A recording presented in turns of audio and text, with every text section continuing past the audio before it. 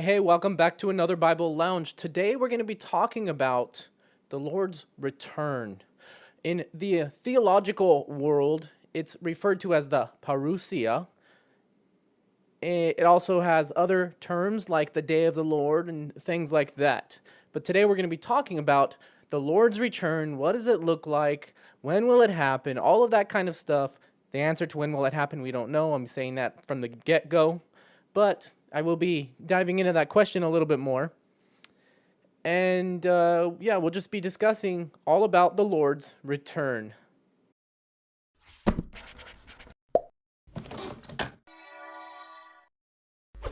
So, Jesus is going to return. The Bible is very clear on the fact that Jesus is going to return. There's some important passages, Matthew 24, Revelation 19. Those are some of the most important passages that speak of Jesus's actual return.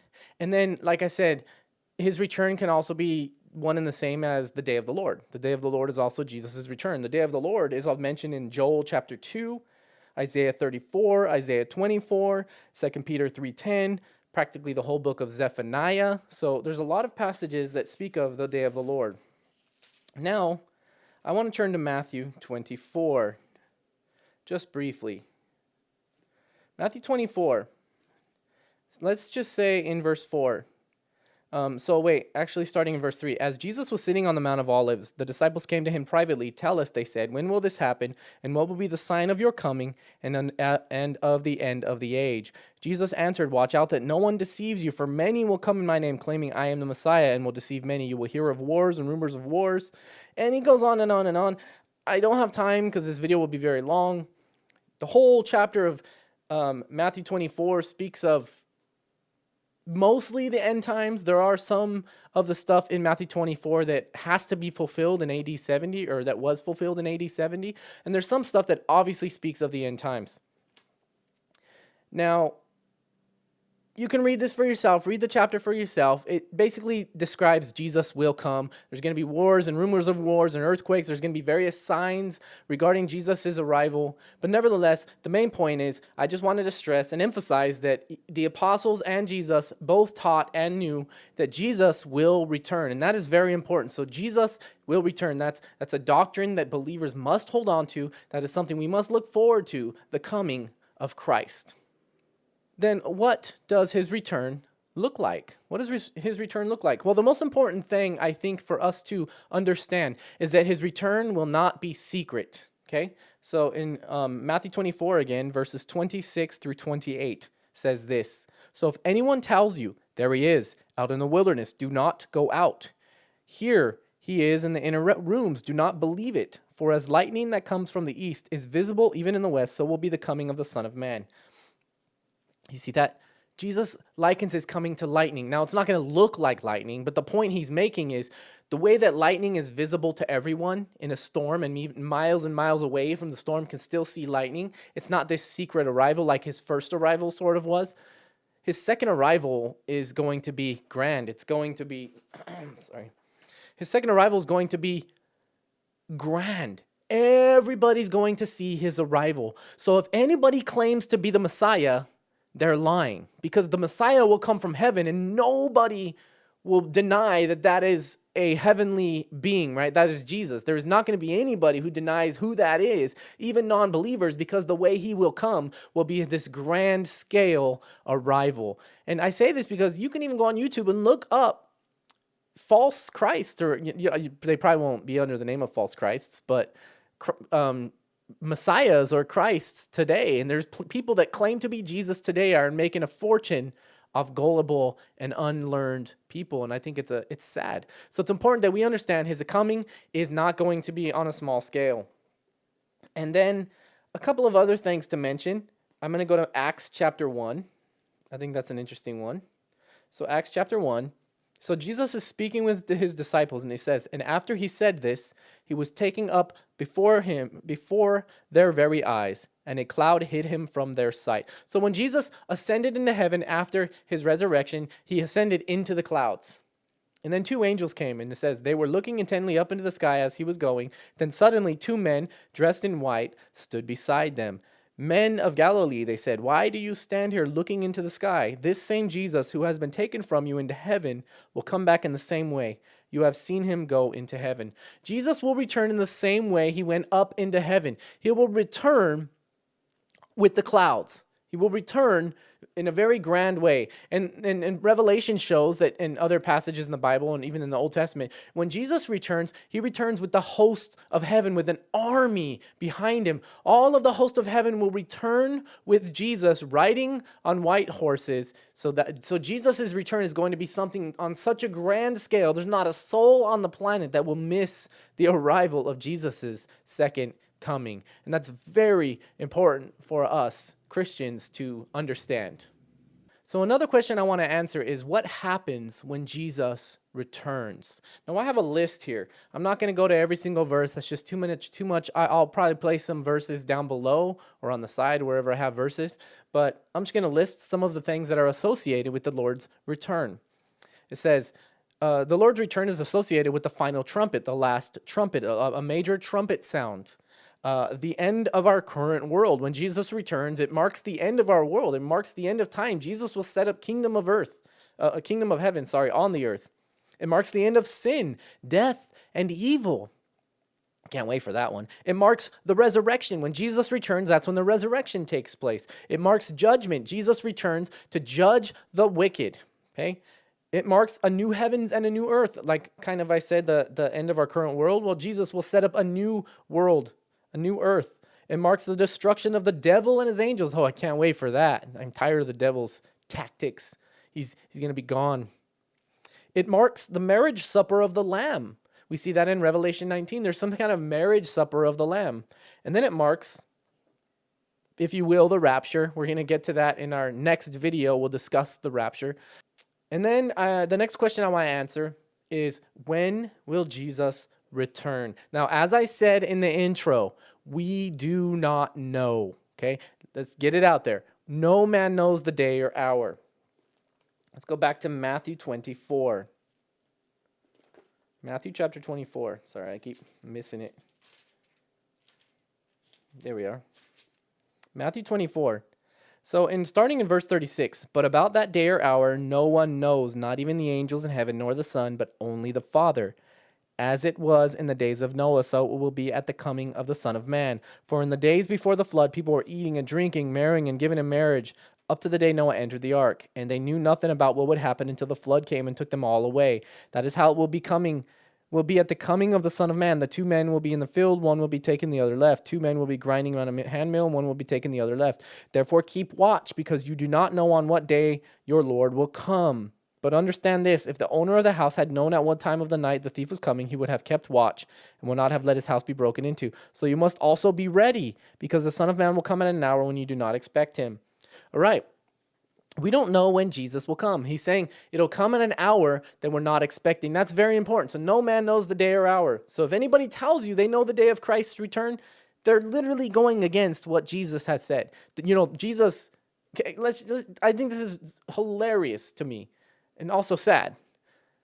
There have been people that have proclaimed they know when the Lord will return. Yet, think about who's returning again? Jesus, right? Jesus is the one returning. Jesus himself said, no one will know when I'm returning.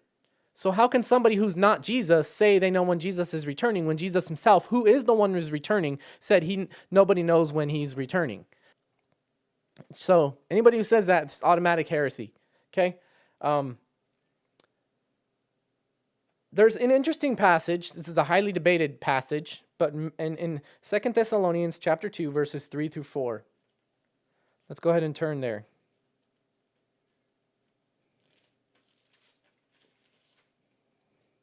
2 Thessalonians chapter 2, verses 3 through 4. Sorry, as in chapter 3. No, here we go. Okay.